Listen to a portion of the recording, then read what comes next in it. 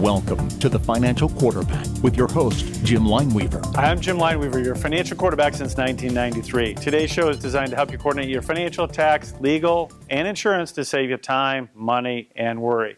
Today's focus is on diversifying your portfolio. We have special guest Hugo Souza with us. He's an advisor with Lineweaver Financial Group, and he's got a lot of experience helping individuals and corporations with wealth building strategies. So thanks for coming on the show. Thank you for having me, Jim. You know, when a lot of prospective clients come on board, they think they're well diversified, but really they're not. Correct. You want to choose a variety of assets such as stocks, bonds, cash, real estate, and you want to choose contrarian assets. And what I mean by that is some will go up, some will go down. And in a down market, it'll allow the portfolio to stand a lot better with all this volatility. Also, you don't want to have too much in one single holding.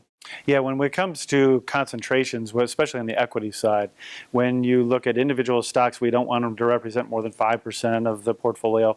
And if you have company stock, maybe you work for a publicly traded company, or they're in an ESOP, or you're allowed to have different stock options, you don't want them to represent more than 25% of your overall portfolio. Correct. Another important consideration is stock overlap or duplication. So if you look at the three funds that we have on the screen, what ends up happening is if you look internally in them, you'll see that the top 5, 6 stocks within the top 10 are within the same funds. Yeah, so really you think you're getting diversified because you're with a lot of different funds, but you're not. Especially in this example, if that Google stock that's in there, lost some of its money, which has been very volatile in the last fourth quarter here.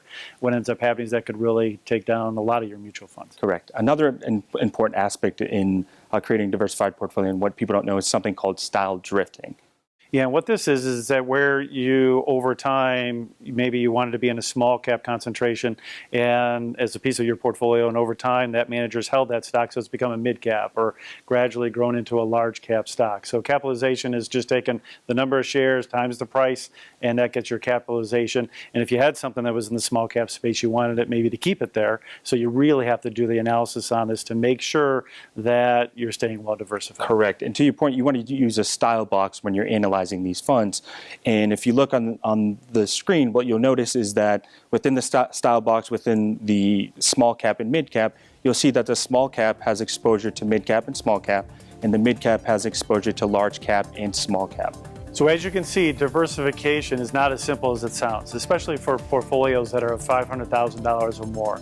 We actually have special software designed to peel back this onion and make sure that you don't have duplication, style drift, and other things in your portfolio. Thanks for tuning in to the show today. Stay tuned for the Chris Wallace Show coming up next.